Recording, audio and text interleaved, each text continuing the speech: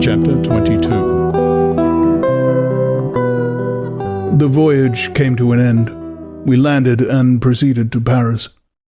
I soon found that I had overtaxed my strength, and that I must repose before I could continue my journey.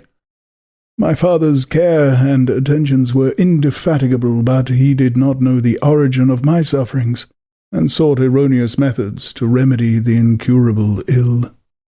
He wished me to seek amusement in society. I abhorred the face of man. Oh, not abhorred. They were my brethren, my fellow beings, and I felt attracted even to the most repulsive among them as to creatures of an angelic nature and celestial mechanism. But I felt that I had no right to share their intercourse. I had unchained an enemy among them, whose joy it was to shed their blood and to revel in their groans. How they would each and all abhor me and hunt me from the world, did they know my unhallowed acts and the crimes which had their source in me. My father yielded at length to my desire to avoid society, and strove by various arguments to banish my despair. Sometimes he thought that I felt deeply the degradation of being obliged to answer a charge of murder, and he endeavoured to prove to me the futility of pride. "Alas, my father," said I, "how little do you know me! Human beings, their feelings and passions would indeed be degraded if such a wretch as I felt pride. Justine, poor, unhappy Justine, was as innocent as I, and she suffered the same charge. She died for it, and I am the cause of this. I murdered her. William, Justine, and Henry, they all died by my hands." My father had often, during my imprisonment, heard me make the same assertion. When I thus accused myself, he sometimes seemed to desire an explanation, and at others he appeared to consider it as the offspring of delirium, and that, during my illness, some idea of this kind had presented itself to my imagination, the remembrance of which I preserved in my convalescence. I avoided explanation, and maintained a continual silence concerning the wretch I had created. I had a persuasion that I should be supposed mad, and this in itself would forever have chained my tongue, but besides, I could not bring myself to disclose a secret which would fill my hero with consternation and make fear and unnatural horror the inmates of his breast. I checked, therefore, my impatient thirst for sympathy, and was silent when I would have given the world to have confided the fatal secret. Yet still words like those I have recorded would burst uncontrollably from me. I could offer no explanation of them, but their truth in part relieved the burden of my mysterious woe. Upon this occasion my father said, with an expression of unbounded wonder, "My dearest Victor, what infatuation is this? My dear son, I entreat you never to make such an assertion again." "I am not mad," I cried energetically. "The sun and the heavens, who have viewed my operations, can bear witness of my truth. I am the assassin of those most innocent victims. They died by my machinations. 1,000 times would I have shed my own blood, drop by drop, to have saved their lives, but I could not, my father. Indeed, I could not sacrifice the whole human race."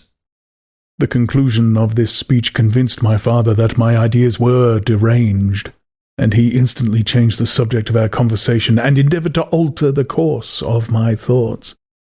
He wished, as much as possible, to obliterate the memory of the scenes that had taken place in Ireland, and never alluded to them or suffered me to speak of my misfortunes. As time passed away, I became more calm. Misery had her dwelling in my heart, but I no longer talked in the same incoherent manner of my own crimes. Sufficient for me was the consciousness of them.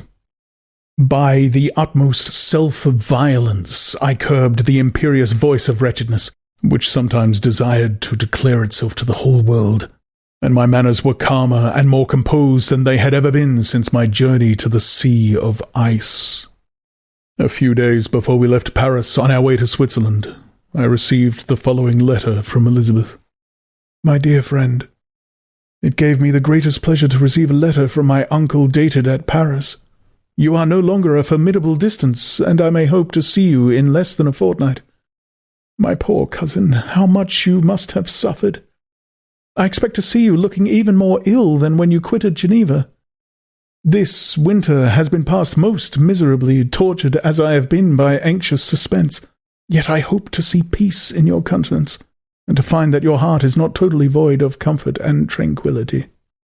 Yet I fear that the same feelings now exist that made you so miserable a year ago, even perhaps augmented by time. I would not disturb you at this period when so many misfortunes weigh upon you, but a conversation that I had with my uncle previous to his departure renders some explanation necessary before we meet. Explanation? You may possibly say, what can Elizabeth have to explain? If you really say this, my questions are answered and all my doubts satisfied. But you are distant from me, and it is possible that you may dread and yet be pleased with this explanation. And in a probability of this being the case, I dare not any longer postpone writing what, during your absence, I have often wished to express to you, but have never had the courage to begin. You well know, Victor, that our union has been the favourite plan of your parents ever since our infancy. We were told this when young, and taught to look forward to it as an event that would certainly take place. We were affectionate playfellows during childhood, and, I believe, dear and valued friends to one another as we grew older.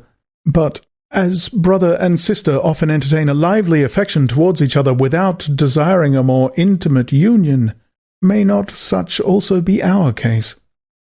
Tell me, dearest Victor, answer me. I conjure you by our mutual happiness with simple truth. Do you not love another? You have travelled. You have spent several years of your life at Ingolstadt, and I confess to you, my friend, that when I saw you last autumn so unhappy, flying to solitude from the society of every creature, I could not help supposing that you might regret our connection, and believe yourself bound in honour to fulfil the wishes of your parents, although they oppose themselves to your inclinations. But this is false reasoning. I confess to you, my friend, that I love you, and that in my airy dreams of futurity you have been my constant friend and companion. But it is your happiness I desire, as well as my own, when I declare to you that our marriage would render me eternally miserable unless it were the dictate of your own free choice.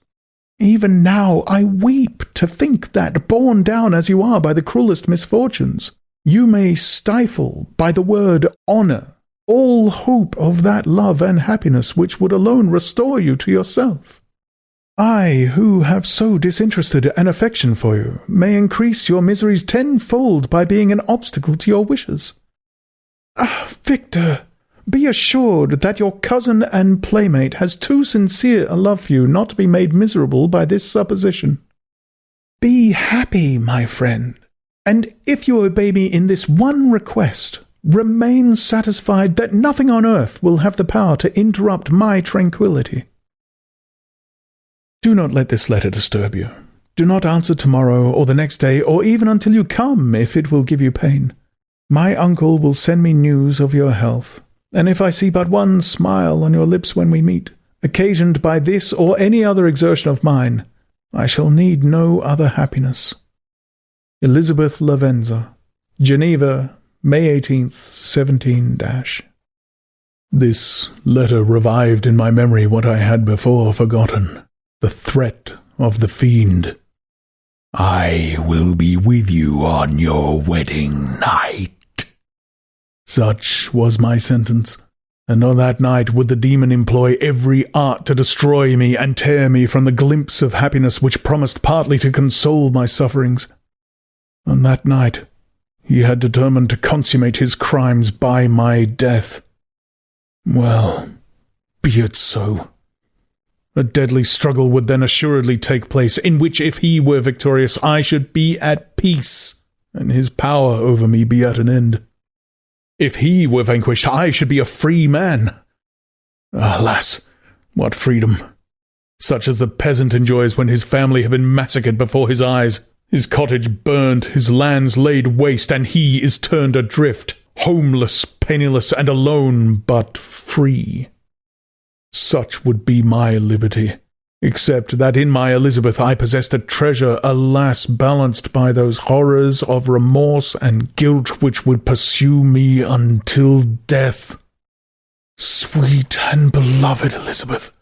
I read and reread her letter, and some softened feeling stole into my heart and dared to whisper paradisical dreams of love and joy. But the apple was already eaten, and the angel's arm bared to drive me from all hope. Yet I would die to make her happy. If the monster executed his threat, death was inevitable. Yet again I considered whether my marriage would hasten my fate. My destruction might indeed arrive a few months sooner, but if my torturer should suspect that I postponed it, influenced by his menaces, he would surely find other and perhaps more dreadful means of revenge. He had vowed to be with me on my wedding night, yet he did not consider that threat as binding him to peace in the meantime, for, as if to show me that he was not yet satiated with blood, he had murdered Clerval immediately after the enunciation of his threats. I resolved, therefore, that if my immediate union with my cousin would conduce either to hers or my father's happiness, my adversary's designs against my life should not retard it a single hour. In this state of mind I wrote to Elizabeth. My letter was calm and affectionate. "I fear, my beloved girl," I said, "little happiness remains for us on earth, yet all that I may one day enjoy is centered in you. Chase away your idle fears. To you alone do I consecrate my life and my endeavours for contentment. I have one secret, Elizabeth, a dreadful one. When revealed to you, it will chill your frame with horror, and then, far from being surprised at my misery, you will only wonder that I survived what I have endured. I will confide this tale of misery and terror to you the day after our marriage shall take place. For, my sweet cousin, there must be perfect confidence between us. But until then, I conjure you, do not mention or allude to it. This I most earnestly entreat, and I know you will comply." In about a week after the arrival of Elizabeth's letter, we returned to Geneva.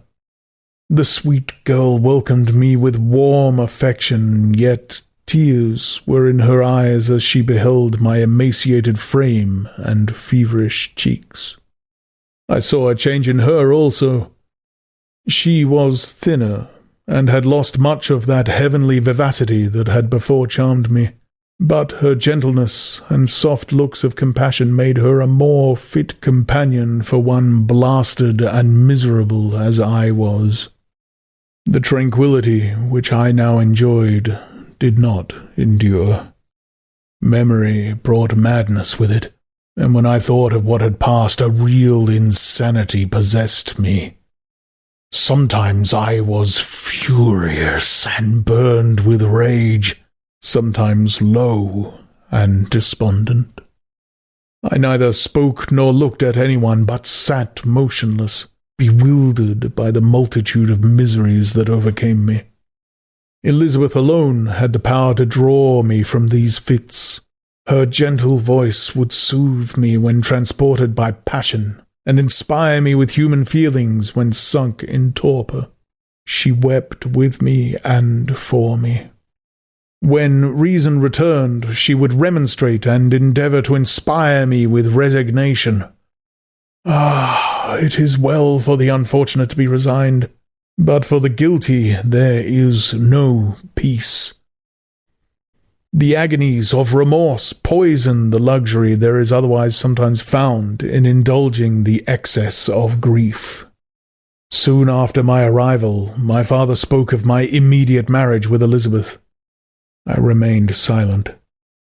Have you, then, some other attachment?" "None on earth. I love Elizabeth, and look forward to our union with delight. Let the day therefore be fixed, and on it I will consecrate myself, in life or death, to the happiness of my cousin." "My dear Victor, do not speak thus.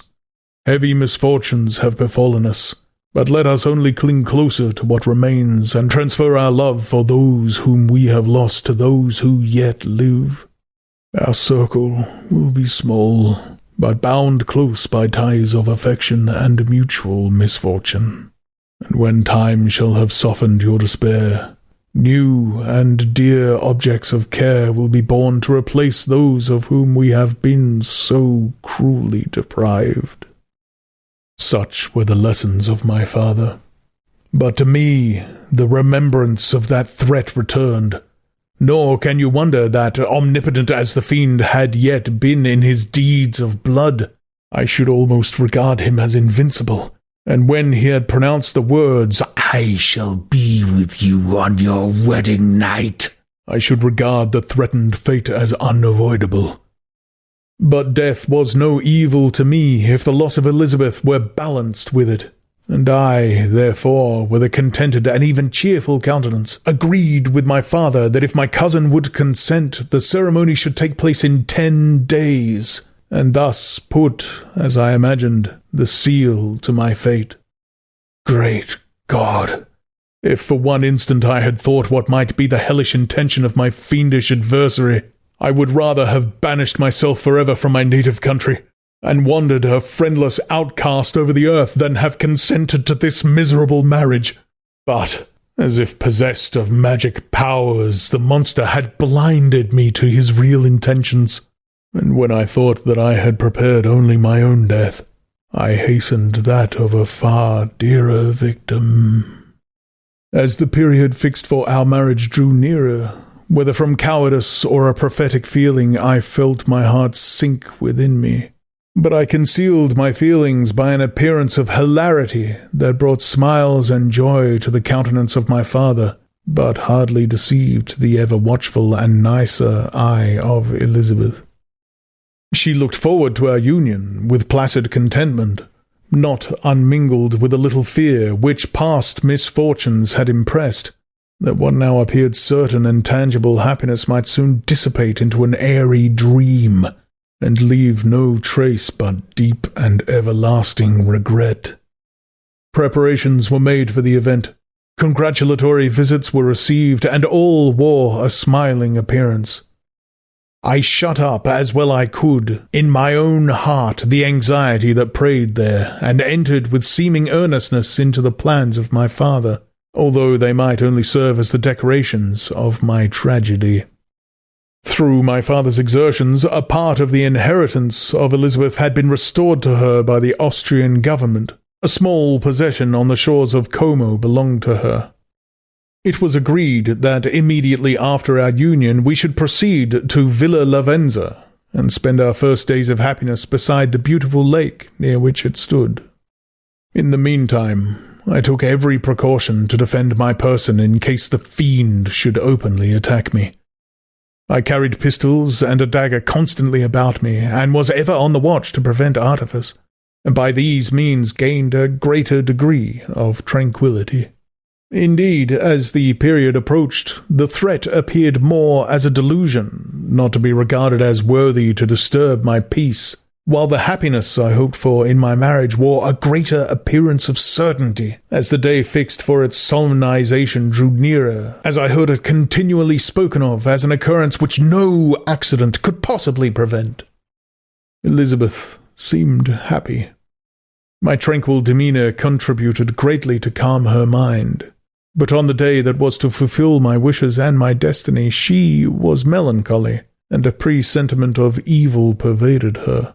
And perhaps also she thought of the dreadful secret which I had promised to reveal to her on the following day. My father was in the meantime overjoyed, and in the bustle of preparation only recognized in the melancholy of his niece the diffidence of a bride. After the ceremony was performed, a large party assembled at my father's. but it was agreed that Elizabeth and I should commence our journey by water, sleeping that night at Evian, and continuing our voyage on the following day. The day was fair, the wind favourable, all smiled on our nuptial embarkation. Those were the last moments of my life during which I enjoyed the feeling of happiness. We passed rapidly along. The sun was hot, but we were sheltered from its rays by a kind of canopy, while we enjoyed the beauty of the scene. Sometimes on one side of the lake, where we saw Mount Salève, the pleasant banks of Montalegre, and at a distance, surmounting all, the beautiful Mont Blanc and the assemblage of snowy mountains that in vain endeavour to emulate her.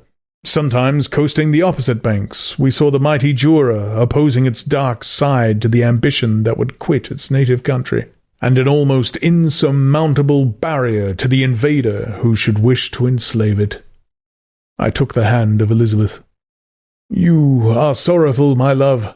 Ah, if you knew what I have suffered and what I may yet endure, you would endeavour to let me taste this quiet and freedom from despair that this one day at least permits me to enjoy." "Be happy, my dear Victor," replied Elizabeth. "There is, I hope, nothing to distress you, and be assured that if a lively joy is not painted in my face, my heart is contented. Something whispers to me not to depend too much on the prospect that is opened before us, but I will not listen to such a sinister voice. Observe how fast we move along, and how the clouds, which sometimes obscure and sometimes rise above the dome of Mont Blanc, render this scene of beauty still more interesting. Look also at the innumerable fish that are swimming in the clear waters, where we can distinguish every pebble that lies at the bottom. What a divine day! How happy and serene all nature appears!" Thus Elizabeth endeavoured to divert her thoughts and mine from all reflection upon melancholy subjects, but her temper was fluctuating. Joy for a few instants shone in her eyes, but it continually gave place to distraction and reverie. The sun sank lower in the heavens. We passed the river Dreamt and observed its path through the chasms of the higher and the glens of the lower hills. The Alps here came closer to the lake, and we approached the amphitheatre of mountains which forms its eastern boundary. The spire of Evian shone under the woods that surrounded it, and the range of mountain above mountain by which it was overhung. The wind, which had hitherto carried us along with amazing rapidity, sank at sunset to a light breeze. The soft air just ruffled the water, and caused a pleasant motion among the trees as we approached the shore, from which it wafted the most delightful scent of flowers and hay. The sun sank beneath the horizon as we landed, and as I touched the shore I felt those cares and fears revive, which soon were to clasp me and cling to me forever.